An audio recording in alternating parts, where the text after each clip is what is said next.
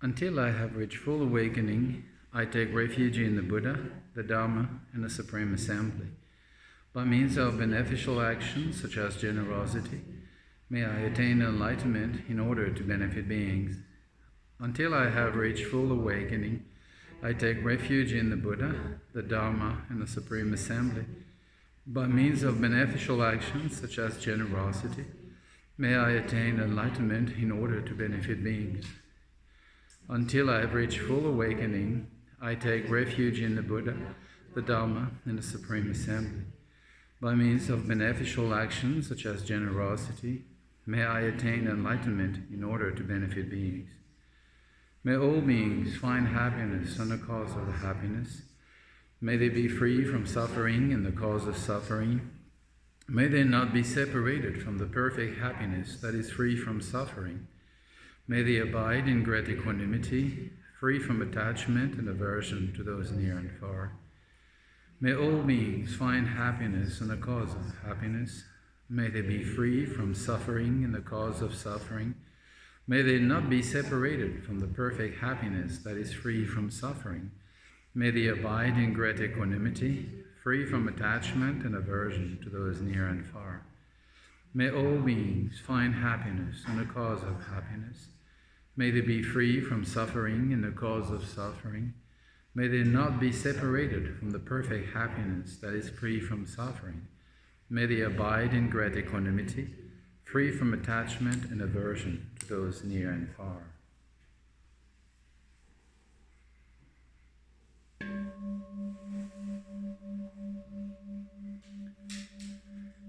Let us take a moment, a couple of breaths,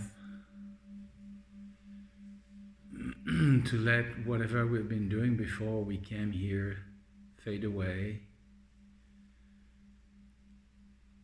Whatever we might have to do after this moment of meditation, we just leave it on hold for now so it doesn't interfere.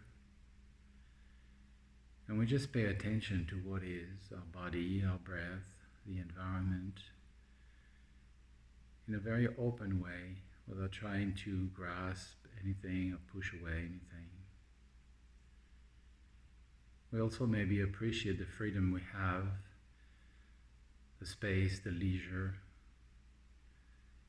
as we offered ourselves, and maybe indirectly everybody else, this moment of meditation.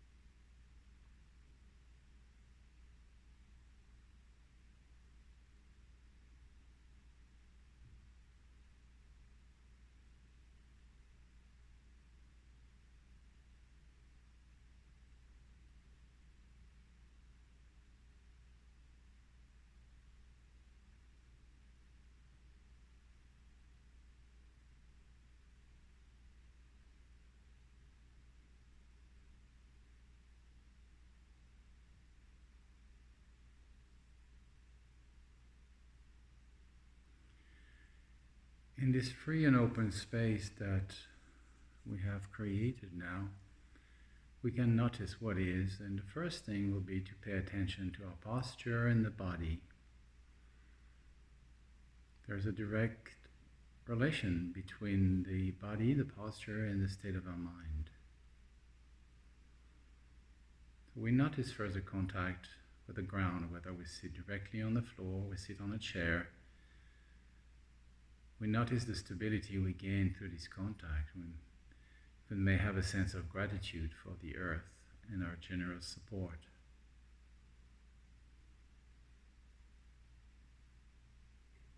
Our hands may be resting palms down, flat on our thighs, or in the meditation gesture, the right hand in the left, both resting in the lap.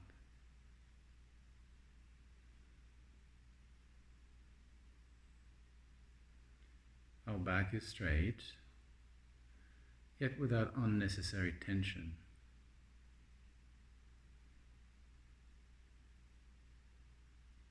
The shoulders are slightly outstretched.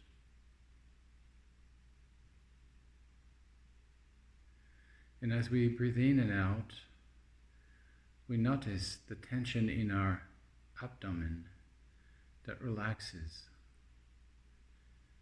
more and more until we come really to notice where is our center of gravity, slightly below the navel.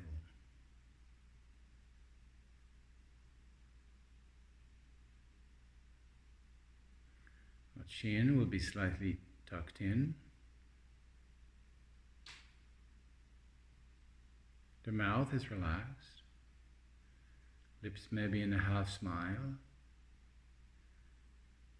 And the tongue, right behind the teeth, is lightly touching the palate.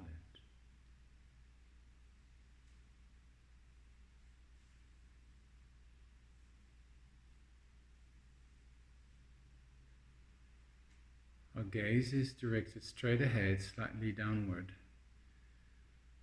Eyes half closed in a soft and open vision of what is directly in front of us.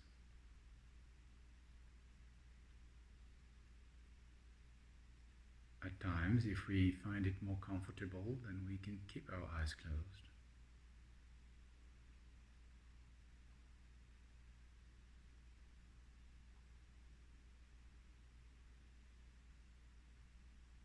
Breath comes and goes mostly through the nostrils in a natural fashion that we don't need to alter. Sometimes deep and sometimes more shallow. It is fine as is.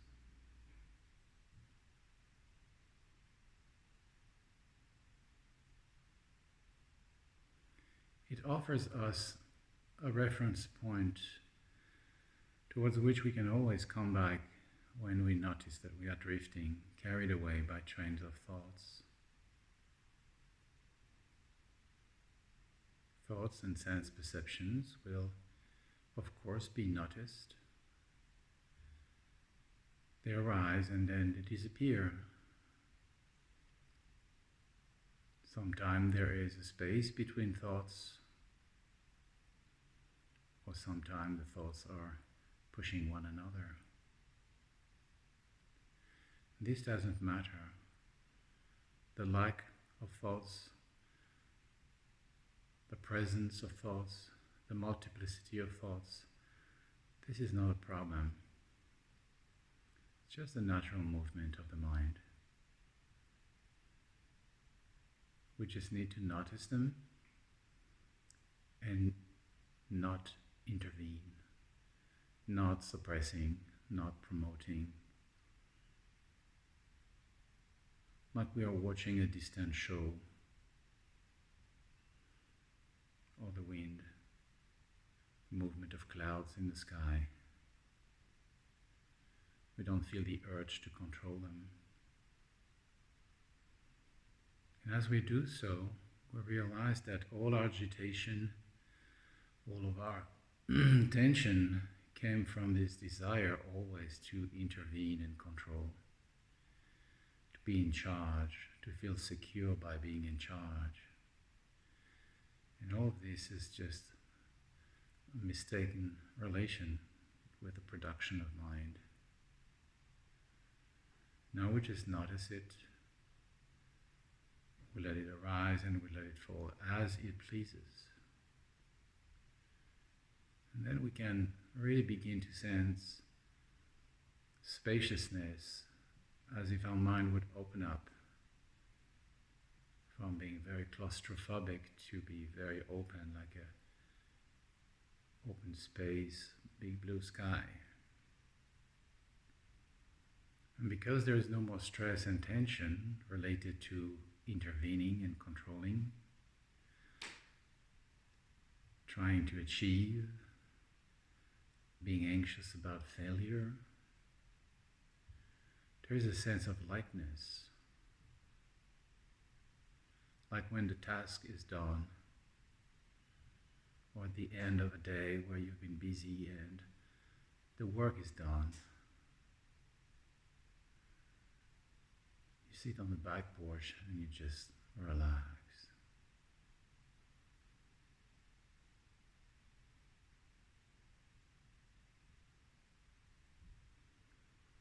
And then you realize that actually all of this circus of the thoughts, all the movements that used to be source of excitement or anxiety, is not disturbing me anymore, so much that I don't even have to fight battle with it. So there is a sense of freedom from all the complicated mental state and agitation that goes beyond the presence or the absence of thoughts. There's a sense of freedom. In this comfort, this space, this clarity and freedom, we just abide.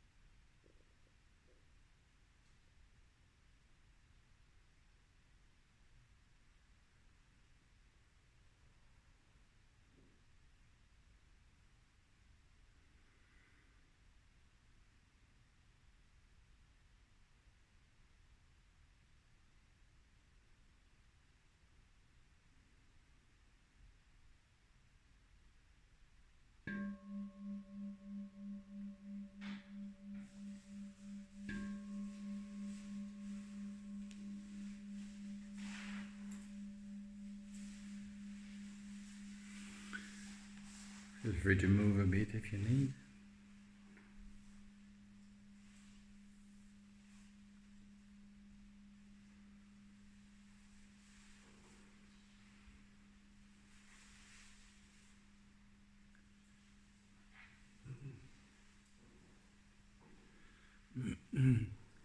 When we notice that our world is covered with thorn and bushes, Shantideva in the Bodhi Avatar gave us two options. You can either cover the entire planet with leather or carpet,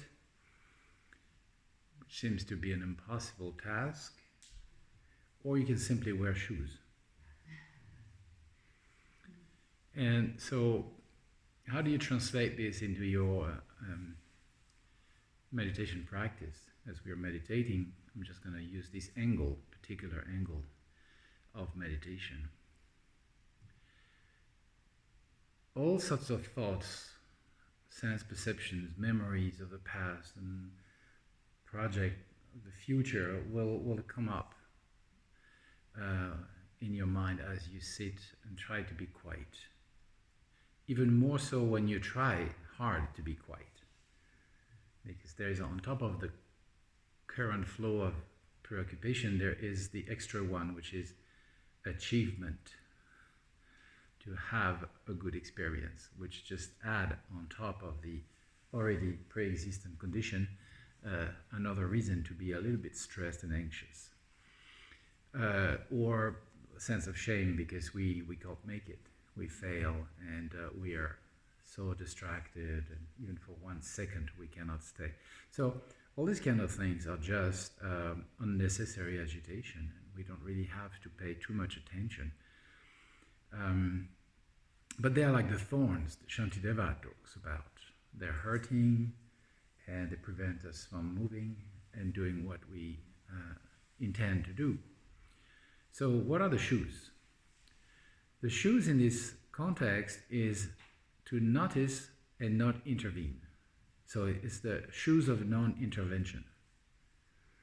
You're not trying to suppress, you're not trying to control, and particularly in this really fortunate space of meditation where you really don't have to interact with outer situations and people.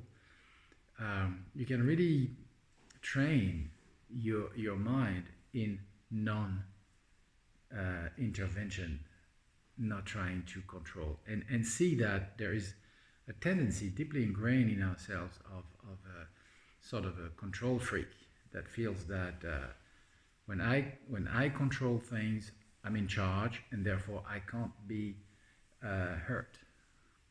There's a sense of security linked to this idea of control, which is actually totally delusional, because it's just the opposite. Because as we try to control, things go in another directions that what you wanted, which might be a good direction too. And because you had fixed a way, then you have to fight against this new possibility. So you're constantly fighting with new possibilities, trying to keep the fort of your one possibility that you hold on to very, very strongly, as your security, your safety, and your happiness depends on it, as if it depends on it. So the training in non-intervention, but also at the same time awareness of what is happening. You're not stepping back and falling asleep. You're stepping back to have a better view of what is going on. So that will be the shoe. And then when anything comes in your mind that sort of find a special way to your mind to trigger a reaction. Because of course, there are a lot of thoughts that we can see and let go.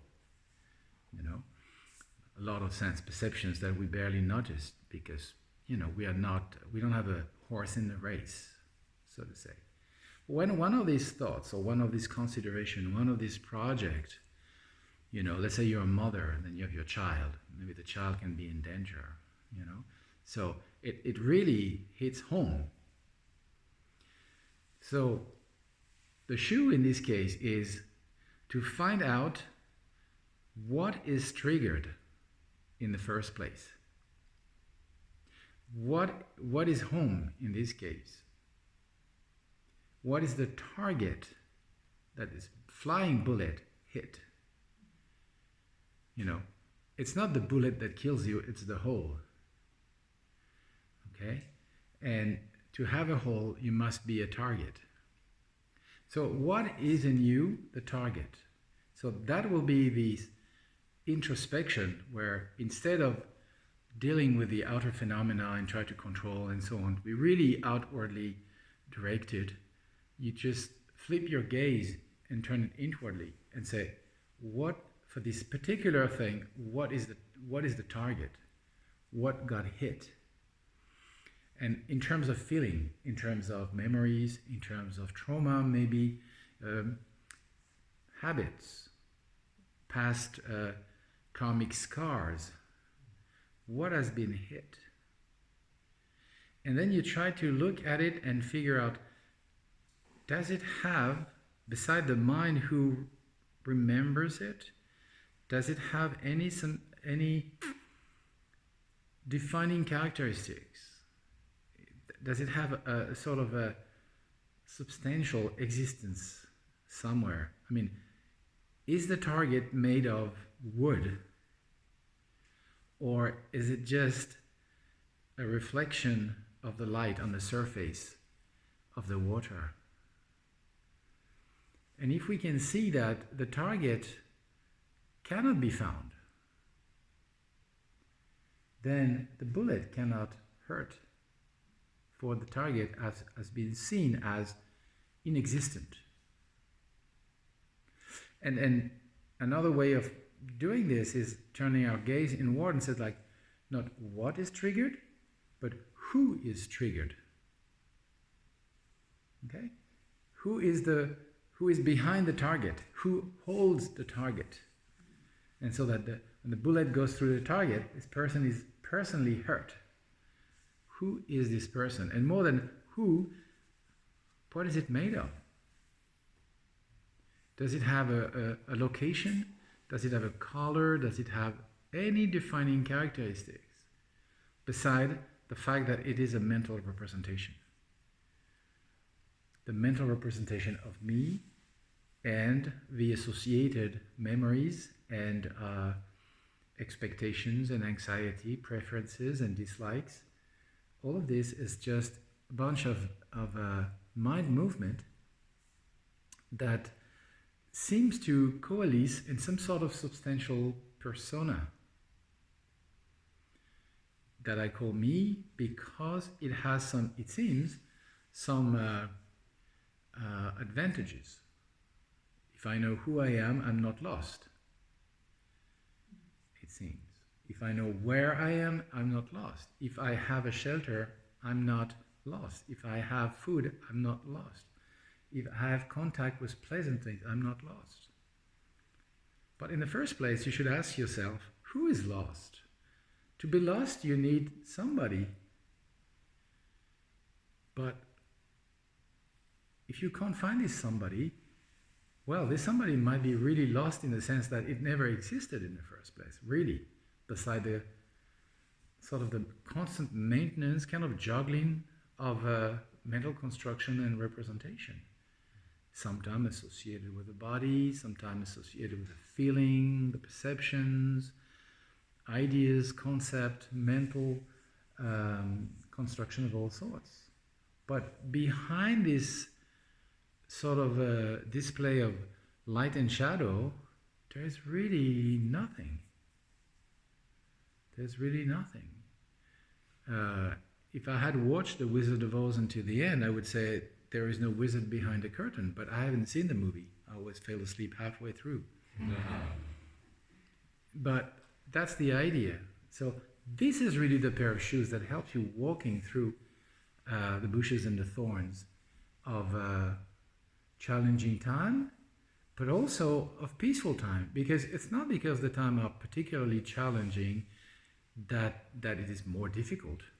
even in peaceful time, everything is fine. I mean, look at us. Everything is fine, really.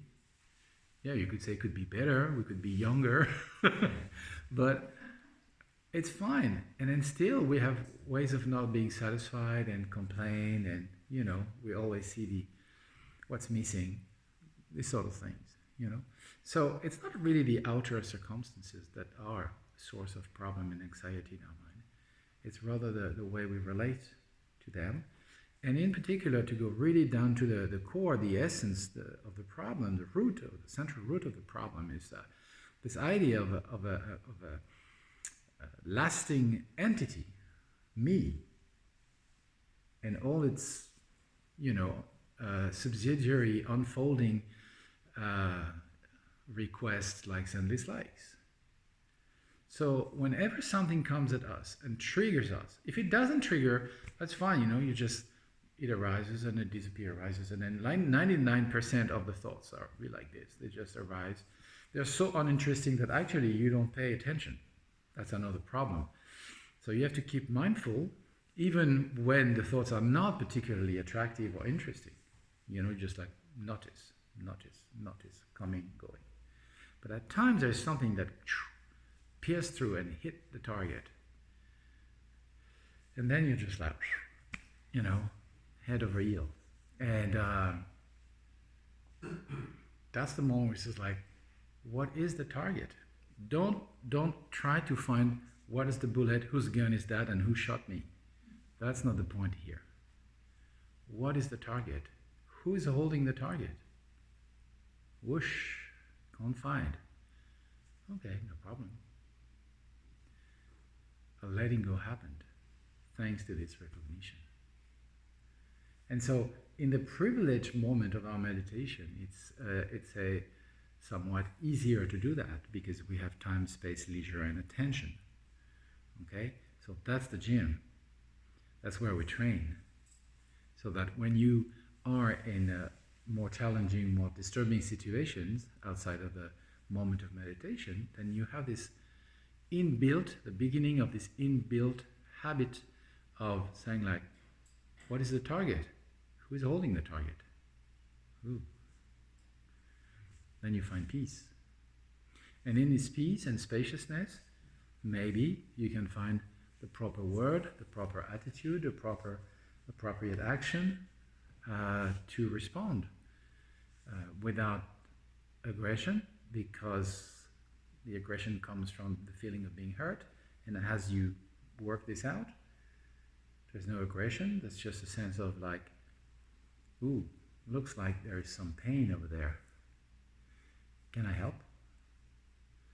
And so the skill will be deepened through the challenges, but the capacity to do the transformation will be cultivated while we sit. So it's a good exchange between the two moments. Okay, so let's do a little bit more of that.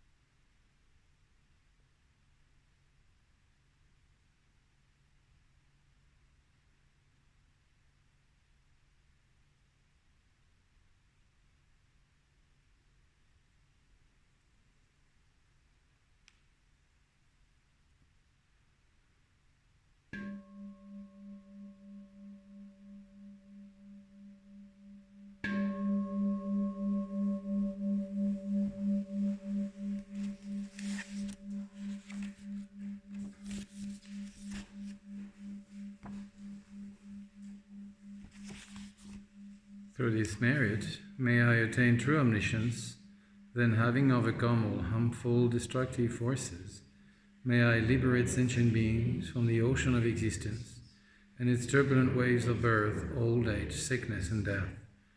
May the most precious mind of awakening that has not yet dawned now rise. Once arisen, may it never decline, may it continue to increase evermore.